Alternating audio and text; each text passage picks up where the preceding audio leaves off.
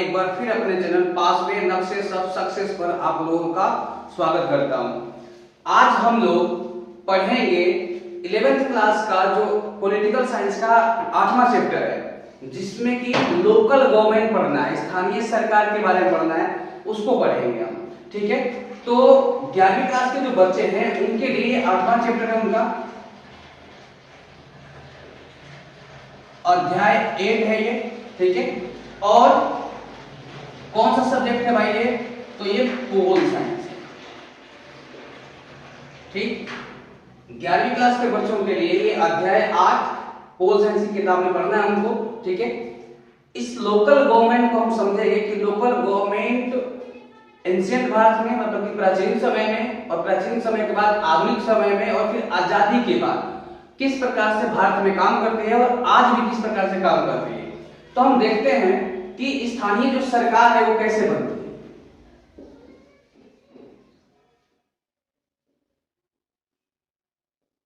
है। स्थानीय सरकार है, इसको हम दो भागों में बांट सकते हैं स्थानीय सरकार को, और इसके दो भाग कौन कौन से हैं? इसका जो पहला भाग है स्थानीय सरकार का, वो जो गांव के लेवल पर होता है, ग्रामीण एरिया में जो होता है, उसको बोलते हैं हम पंचायत। ठीक, पंचायत, इसका चुनाव गांव के लेवल पर ग्रामीण एरिया में होता है। और एक पंचायत जो होती है, इसको बनाने के लिए एक या एक से अधिक गांव को मिलाया जा सकता है। अगर कोई बड़ा गांव है जिसकी जनसंख्या बहुत ज्यादा है तो एक गांव से पंचायत बन जाती है, अदरवाइज एक से ज्यादा गांव को मिलाकर बनाया जाता है। ठीक, तो गांव के लेवल पर अगर हम बात करें गांव में, तो गांव में होता है पंचायत, और इसी का बदला हुआ जो दूसरा रूप होता है जो शहरों में होता है, उसे बोलते हैं हम नगर निगम या नगर पालिका। ठीक, नगर निगम जो होता है वो बड़े बड़े शहरों में होता है, जैसे दिल्ली हो गया, मुंबई हो गया, वगैरह वगैरह। इन शहरों में नगर निगम होगा, और जो छोटे शहर होंगे, जो डिस्ट्रिक्ट लेवल के शहर होते हैं, वहां पर नगर पालिका काम करती है। ठीक है, तो इसको हम समझेंगे। लेकिन ये स्थानीय सरकार जो है, जो हमारी लोकल गवर्नमेंट है, जो हमारी लोकल गवर्नमेंट है, इसको अगर हम पढ़ें तो इसमें दो चीजें हमने अभी देखा कि इसमें पंचायत है जो गांव के लेवल पर काम करता है, और नगर निगम नगर पालिका जो है वो शहरों में काम करता है। तो हम ये शहर वाला जो हिस्सा है इसको हम बाद में पढ़ेंगे। पहले हमारा फोकस होगा पंचायत के ऊपर, कि पंचायत किस प्रकार से काम करता है और ये क्यों इंपॉर्टेंट है हमारे देश के लिए। क्योंकि हमारा देश एक लोकतांत्रिक देश है, और हमारे यहाँ संघात्मक शासन व्यवस्था को अपनाया गया है, जहां पर पावर्स जो होता है वो शेयर किया जाता है, मतलब कि जो हमारी शक्तियां हैं वो बांटी जाती है। तो हमारे यहाँ केंद्र सरकार, राज्य सरकार और पंचायत में इन पावर्स को शेयर किया गया है। ठीक है, तो इसी के बारे में हम पढ़ेंगे। उनमें से इसका हम एक हिस्सा पढ़ेंगे लोकल गवर्नमेंट का, और वो है पंचायत का। ठीक है, तो पंचायत वाला हम देखते हैं कि पंचायत का एंशिएंट भारत में, फिर आधुनिक समय में, और अभी क्या इसके हालात हैं और किस प्रकार से ये काम कर रहा है, और कितना महत्वपूर्ण काम कर रहा है आम लोगों के लिए। ठीक है, तो ये याद रखें 11वीं क्लास के खास तौर से बच्चे जिनका भी पेपर चल रहा है, उनके लिए चैप्टर बहुत महत्वपूर्ण है, क्योंकि इसमें 8 से 10 मार्क्स के क्वेश्चन आते हैं। और इसके अलावा जो बच्चे कॉम्पिटिटिव एग्जाम के प्रिपरेशन कर रहे हैं उनके लिए भी बहुत महत्वपूर्ण है, क्योंकि 1 से 2 सवाल हमेशा पंचायती राज व्यवस्था से उनमें भी पूछता है। ठीक है, तो हम पंचायत के बारे में पढ़ेंगे पहले, नगर निगम नगर पालिका के बारे में बाद में देखेंगे। तो पंचायत की अगर हम बात करते हैं, ये जो पंचायत है, क्या ये एंशिएंट भारत में भी था? भारत में क्या एंशिएंट काल में इसको चलाया जाता था? क्या ये एंशिएंट भारत में काम कर रहा था, या अचानक ही आजादी के बाद आ गया, या फिर जब हमारे यहाँ ब्रिटिश रूल रहा उस समय ये अचानक उभर करके आ गया?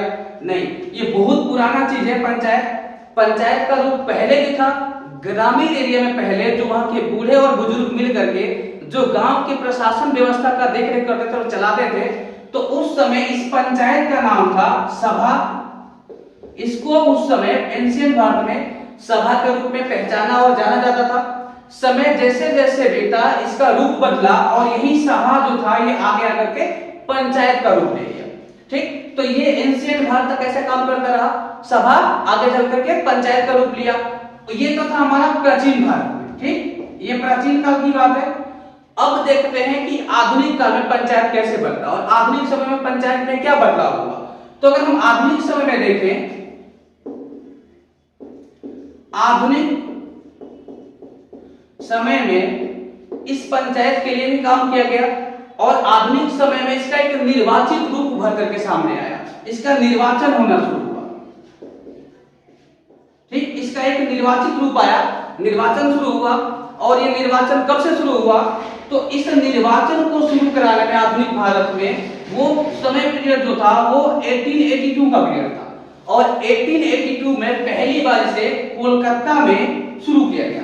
ये निर्वाचन वाला फॉर्म है और पहली बार इसका चुनाव कराया गया कोलकाता में। और इस फॉर्म को लेकर के आने वाले, निर्वाचन फॉर्म को आगे बढ़ाने वाले जो व्यक्ति थे उनका नाम था लॉर्ड रिपन।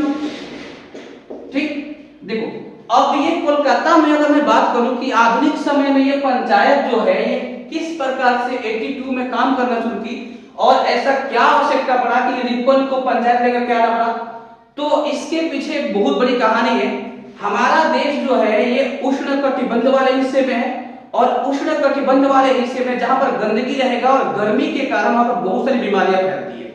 और जब लॉर्ड रिपन कोलकाता में काम कर रहा था, ऐसे में बोलूं कि वायसराय जब बना वहां पर, तो उसको लगा कि अगर इतने गर्म मौसम के अंदर इस गड्ढों में, नालियों में बेकार पानी पड़े रहेंगे तो हम लोग तो बिल्कुल ही झेल नहीं पाएंगे इसे, क्योंकि वो गोरे एकदम साफ सुथरा वातावरण से आए थे यहाँ पर। और यहाँ के जब वातावरण को देखा जो ठंडे से गर्म में आकर के, तो उनको लगा कि ये इस तरह से रहेगा तो सब इतनी बीमारियां फैलेंगी कि हम सब मारे जाएंगे। भारत के लोग तो फिर भी झेल लेंगे क्योंकि इस वातावरण में रहने क्या रहते होंगे, लेकिन इनको तो बिल्कुल आदत नहीं था क्योंकि वे तो गोरे थे। तो इस कारण से उन्होंने 1982 में इस पंचायत का एक रूपांतरण रूप लेकर के आए, जो निर्वाचन होगा, इसका इनका चुनाव होगा और ये 82 से शुरू होता है लॉर्ड रिपन के द्वारा। ठीक, इसीलिए कहीं कहीं किताब में आपको देखने को मिल जाएगा कि फादर ऑफ पंचायती व्यवस्था, तो उसका नाम आता है लॉर्ड रिपन का उसमें, क्योंकि लॉर्ड रिपन ने आधुनिक समय में 82 में पंचायती की शुरुआत किया। ठीक, तो ये रहा अंग्रेजों के टाइम तक। इसके बाद थोड़ा सा और हम आगे बढ़ेंगे कि इसमें और आगे में क्या हुआ। तो अब थोड़ा सा देखते हैं हम 1990 का गवर्नमेंट ऑफ इंडिया एक्ट। ठीक, गवर्नमेंट ऑफ इंडिया एक्ट 1999 का जब गवर्नमेंट ऑफ इंडिया एक्ट आता है तो इस एक्ट को लाया ही गया था पंचायत में थोड़ा सा और सुधार करने के लिए, क्योंकि इस समय तक कांग्रेस के लीडर जो थे काफी एक्टिव हो चुके थे और ये बारी बारी से रह के अंग्रेजों से इस चीज की मांग कर रहे थे कि पंचायत को और थोड़ा बेहतर बनाया जाए और पंचायत को और पावर दिया जाए और शेयर किया जाए, जिससे कि और ग्रामीण स्तर पर अच्छा काम हो सके। इसलिए गवर्नमेंट ऑफ इंडिया एक्ट 1919 और इसके बाद फिर गवर्नमेंट ऑफ इंडिया एक्ट 1935 पास किया गया और पंचायत को ठीक प्रकार से काम करने के लिए और मतलब कुछ सपोर्ट किया गया, जिससे कि पंचायत और ठीक प्रकार से काम कर पाए और आगे पंचायत फिर जिस प्रकार से लॉर्ड रिपन के समय से थी उसी प्रकार से फिर आगे चलती रही। इसके बाद जो बदलाव होगा वो देखते हैं क्या है। ये स्ट्रगल पीरियड है जब भारत में स्वतंत्रता आंदोलन चल रहा था और यही बात आप लोगों को याद होगा कि महात्मा गांधी की एंट्री भी भारत में 1915 में होती है। ठीक, ये भी क्लियर पता है आप लोगों को अफ्रीका से। और ये भी बात हम लोगों को पता है कि महात्मा गांधी की सोच ही शुरुआत से ये थी कि हम गरीबों के हित में काम करें पहले। ठीक, आप लोगों को पता है ये बात कि महात्मा गांधी जब 1916 में बीएचयू के उद्घाटन समारोह में शामिल होते हैं तो उनका पहला वक्तव्य यही था कि जो इसके वर्कर हैं वो कहां है भाई, यहाँ पर सफेद पोस्ट लोग ही क्यों बैठे हुए हैं, क्यों वो लोग नहीं है जिनका खून पसीना इसमें लगा हुआ है। तो इससे हमें पता चल जाता है कि महात्मा गांधी किस पक्ष में काम करने वाले थे। ठीक, तो महात्मा गांधी ने जोर देकर के खास तौर से पंचायती राज व्यवस्था को आगे बढ़ाने के लिए बात करना शुरू किया, जिसके कारण क्या होता है कि महात्मा गांधी के कहने के कारण ही पंचायत में और थोड़ा सा बेहतर काम होगा। और महात्मा गांधी के कहने के बाद क्या होता है देखते हैं। महात्मा गांधी का मानना था कि हम लोग आगे चल करके एक लोकतांत्रिक देश बनेंगे और संघात्मक देश बनेंगे, फेडरल बनेंगे हम लोग। ठीक है, हमारे कॉन्स्टिट्यूशन में फेडरल शब्द का प्रयोग नहीं, यूनियन किया गया उसके लिए प्रयोग, बट फेडरल यूनियन एक ही शब्द सेम चीजें हैं। तो उन्होंने कहा कि अगर जहां पर लोकतंत्र और फेडरल होगा वहां पर चाहे वो राजनीतिक या फिर आर्थिक ये दोनों जो पावर्स हैं वो कभी भी इकट्ठे नहीं होने चाहिए, वो चाहे वो राजनीतिक पावर हो या आर्थिक पावर हो, इसको हमेशा इसका विकेंद्रीकरण हो, इसको बांटा जाए, एक जगह इसको रखा ना जाए। ये महात्मा गांधी की मांग थी कि आजादी के बाद में जो राजनीतिक पावर होंगे और आर्थिक पावर होंगे वो इकट्ठे नहीं रहेंगे, केंद्रित नहीं रहेंगे, इसको बल्कि हम विकेंद्रण करेंगे, बांटेंगे। और इसका बांटने का सबसे आसान तरीका है क्या? पंचायत या फिर लोकल गवर्नमेंट। ठीक, पंचायत के थ्रू इसको हम आसानी से बांट सकते हैं।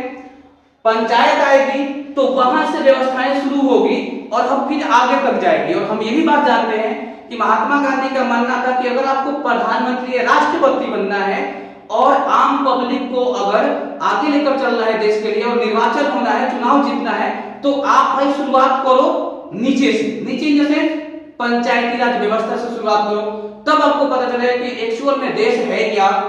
आप राष्ट्रपति जाके बन के बैठ जाओगे, देश के बारे में पता ही नहीं कि देश कहां जा रहा है। इसीलिए महात्मा गांधी का मानना था कि इन दोनों को शेयर करने का सबसे आसान तरीका क्या होगा? पंचायत। और पंचायत से हम इसे शुरू करेंगे, फिर इसको हम धीरे धीरे स्टेप बाय स्टेप आगे बढ़ाएंगे और हर जगह इसको बांटेंगे, राजनीतिक पावर को और आर्थिक पावर को।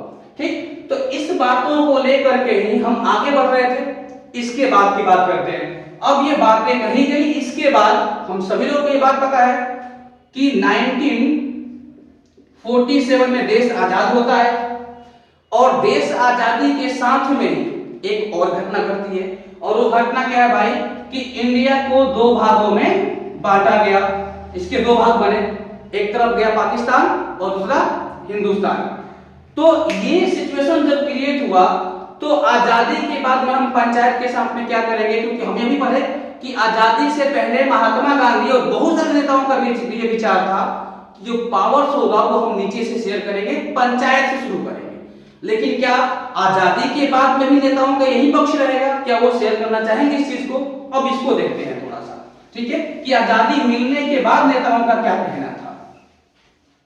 तो जैसे ही हमारा संविधान बनता है,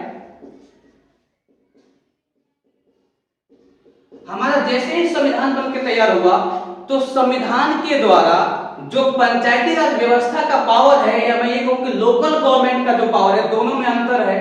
पंचायती राज व्यवस्था और स्थानीय सरकार दोनों में अंतर है। पंचायत पार्टिकुलर अगर हम पढ़े तो ग्रामीण एरिया का है, अगर हम पूरे लोकल गवर्नमेंट को पढ़ रहे हैं, स्थानीय सरकार को, इसमें नगर निगम भी आएगा, क्योंकि हम पंचायती को पढ़ रहे हैं। बट फिर भी जब संविधान हमारा बना, तो संविधान बनने के बाद में जो पावर रखा गया, जो पावर दिया गया कि पंचायत को, लोकल गवर्नमेंट को कौन चलाएगा भाई, तो ये दिया गया राज्य सरकार को। ठीक है, मतलब कि प्रांत को यह पावर संविधान में दे दिया गया कि जो भी लोकल गवर्नमेंट से संबंधित जो काम करेगी वो कौन करेगा? लोकल गवर्नमेंट से संबंधित काम सारे राज्य सरकार या प्रांत सरकार करेगी। ठीक, कॉन्स्टिट्यूशन बनने के बाद में। अब कॉन्स्टिट्यूशन बनने के बाद, देश आजाद होने के बाद में फिर गवर्नमेंट इसके लिए क्या अगला नेक्स्ट कदम लेती है, अब उसके बारे में जानते हैं कि अगला सरकार क्या कदम लेती है। देखो, तो आजादी के बाद में पहली बार आम लोगों के सहभागिता, आम लोगों को चुनाव के बारे में बताने, उसमें भाग लेने के लिए गवर्नमेंट ने 1952 में सामुदायिक विकास कार्यक्रम लाया। सामुदायिक विकास समिति। ठीक, जब हम आजाद हो गए तो आजादी के बाद में गवर्नमेंट ने एक समिति बनाई जिसका नाम रखा सामुदायिक विकास समिति। ठीक, कम्युनिटी डेवलपमेंट प्रोग्राम लेकर के आए, और ये कब आया? 1952 में।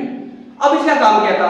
इसका काम ये था कि पंचायत के द्वारा जो ग्रामीण एरिया के आम पब्लिक है, जो मेन लोग हैं गांव के हमारे, क्योंकि भारत हमेशा से ही एक गांव का देश रहा है और आज भी मैक्सिमम जो लोग हैं वो गांव में ही रहते हैं। और भारत में एक बड़ी खूबसूरती है कि हमारे लोकतंत्र के बारे में गांव में छोटा छोटा बच्चा भी जानता है कि क्या लोकतंत्र होता है, लोकतंत्र के बारे में क्या क्या चीजें होती है। खास तौर से उत्तर प्रदेश, बिहार में देखा जाए, यहाँ तो बच्चे तंबाकू और चाय पीते हुए बात करते रहते कि पंचायत फलाना जीत गया, अच्छा मोदी जीता है, फिर तो भाई पाकिस्तान गया, ऐसे ऐसे करके बातें करते रहते हैं। तो ये जब बातें हुई तो पंचायत को बढ़ाने के लिए ये सामुदायिक विकास समिति लाया गया। इसके बाद इस समिति ने कहा कि गांव के आम लोगों को इसमें मतलब कि सरकार में सहभागिता देने के लिए इस कमेटी ने सिफारिश की कि आम लोगों को इससे जोड़ो, पंचायती व्यवस्था को और बेहतर करो और लोग इससे जुड़ेंगे। और दूसरा कि इन्होंने कहा कि पंचायत को हम क्या बनाएंगे, त्रिस्तरीय बनाएंगे। ये सामुदायिक विकास समिति लेकर के कार्यक्रम के थ्रू लाया गया है, पंचायत को त्रिस्तरीय बनाएंगे।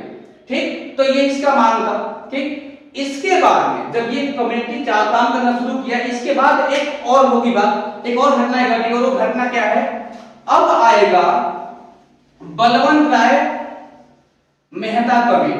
ठीक, इस मतलब कि सामुदायिक विकास कार्यक्रम के जो नीतियां लागू की गई थी वो कितना कारगर रही, सामुदायिक विकास कार्यक्रम की नीतियों को जांचने के लिए, परखने के लिए और उसमें सुधार करने के लिए मतलब कि लाया गया बलवंत राय मेहता कमेटी को।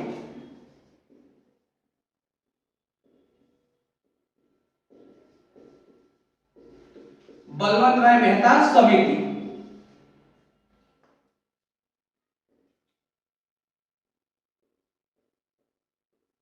बलवंत राय मेहता समिति बनाया गया। कब बनाया गया ये, जनवरी 1957 में बलवंत राय मेहता कमेटी बनी, जिसका काम क्या था, सामुदायिक विकास कार्यक्रम जो लाया गया था उसका चेक करना कि वो अपने कामों में कितना कारगर साबित रहे, हुई कि नहीं हुई, इसे लेकर के आया था।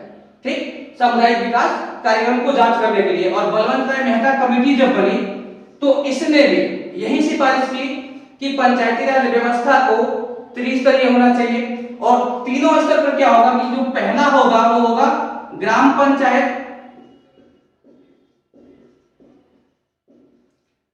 पहला ग्राम पंचायत होगा और ग्राम पंचायत वे लोग बनाएंगे जो डायरेक्ट चुन करके आएंगे, मतलब कि प्रत्यक्ष तरीके से चुनाव जीत करके आएंगे वो ग्राम पंचायत बनाएंगे, ये पहला होगा। दूसरा उन्होंने कहा कि ग्राम पंचायत के बाद जो दूसरा लेवल होगा वो होगा ब्लॉक समिति, ब्लॉक समिति आएगी और ब्लॉक समिति और जिला परिषद, तीसरा क्या था, जिला परिषद। ये तीन इन्होंने सिफारिश किया। और ग्राम पंचायत का जो चुनाव होगा वो डायरेक्ट होगा, आम लोग इसको करेंगे, और ब्लॉक समिति और जिला परिषद का चुनाव डायरेक्ट नहीं होगा। ठीक, ये बलवंत राय मेहता कमेटी की सिफारिश थी। इसके बाद चुनाव टाइम पर कराया जाएगा। जिला परिषद का जो हेड होगा वो कौन होगा, वहां पर डीएम होगा, जो डिस्ट्रिक्ट मजिस्ट्रेट होगा वो जिला परिषद का हेड होगा। ये बलवंत राय मेहता कमेटी की अपनी सिफारिश थी और बलवंत राय मेहता कमेटी ने अपनी जो रिपोर्ट थी वो गवर्नमेंट को नवंबर 1957 में दिया था, जिसको गवर्नमेंट ने 1998 में एक्सेप्ट कर लिया था। ठीक, तो ये हमने पढ़ा अभी तक मेन कि आजादी से पहले और आजादी के आसपास वाले दशक में क्या चल रहा था। इसमें से एक चीज और बताना था मुझे कि जब हम आजाद नहीं थे तो आजादी से पहले तो पूरे जोर शोर से बातें हो रही थी कि पंचायत को ज्यादा पावर, पंचायत को ज्यादा पावर। लेकिन अब आप लोग देखेंगे संविधान जैसे ही लागू हुआ तो संविधान में पंचायती राज व्यवस्था के पावर को बिल्कुल कम कर दिया गया था। और ये क्यों किया गया था पंचायत के पावर को? क्योंकि हमने देखा था कि 1957 में जब भारत आजाद हुआ तो उस समय भारत के दो टुकड़े हुए और एक खास तौर से कम्युनिटी ने देश को बंटवा लिया। क्यों बंटवा लिया भाई? क्योंकि उसको बहुत सारा पावर मिला हुआ था। तो इस बंटवारे के कारण हम जानते थे कि अगर दोबारा से पंचायत को ज्यादा पावर दे दिया जाएगा तो पंचायत फिर उठ खड़ी होगी और ऐसे लोग जो देश से अलग होना चाहते हैं वो फिर अपने सिर उठाएंगे और देश को बंटवारे की बात करेंगे। इसलिए क्योंकि हमें केंद्र सरकार को ज्यादा मजबूत रखना था, इसलिए हमने पंचायत के पावर्स को धीरे धीरे थोड़ा सा कम कर दिया था उस समय। एक ये रीजन था। और दूसरा रीजन था कि डॉक्टर अंबेडकर ने संविधान सभा में जोर देकर के बात कही थी कि अगर हम पंचायत को ज्यादा पावर देते हैं तो आज भी गांव में इतने एजुकेशन नहीं हमारे पास में और गांव में आज भी जिनके पास में पावर है उस पावर का गलत प्रयोग करेंगे और कमजोर वर्ग के लोगों को दबाएंगे। इसीलिए हम पंचायत को वो पावर नहीं देंगे जो कि हम आजादी से पहले देने की बात कर रहे थे, इसलिए नहीं दिया गया था। तो हमने अभी क्या देखा मोटा मोटा एक कि प्राचीन समय में मतलब कि एंशिएंट भारत में किस प्रकार से पंचायत काम कर रही थी। आधुनिक भारत में लॉर्ड रिपन साहब आए, इन्होंने क्या बदलाव किया पंचायत में, और फिर जब हम आजाद होते हैं तो आजादी के बाद उन्होंने पंचायत के लिए क्या काम किया, ठीक है, सामुदायिक विकास कार्यक्रम लेकर के आए। फिर उस विकास में उसमें कितना हुआ, उसमें क्या सुधार करना चाहिए, उसके लिए हमने जांच करने के लिए कमेटी बनाई, बलवंत राय मेहता कमेटी, उन्होंने अपनी सिफारिशें क्या दिया, ये चीजें हमने पढ़ी। अब हम पढ़ेंगे कि आजादी के बाद में हमारे पहले प्रधानमंत्री नेहरू जी ने कहां से इस पंचायती राज व्यवस्था की शुरुआत किया, वो हम अगले वीडियो में पढ़ेंगे। जब तक के लिए इस वीडियो को पढ़ें और समझें और अपने दोस्तों में एकदम मस्त शेयर करें, ताकि बहुत सारे लोगों के पास में चीजें पहुंचे और बहुत सारे लोग इसे देख करके बहुत सी चीजें सीखे। तब तक के लिए धन्यवाद।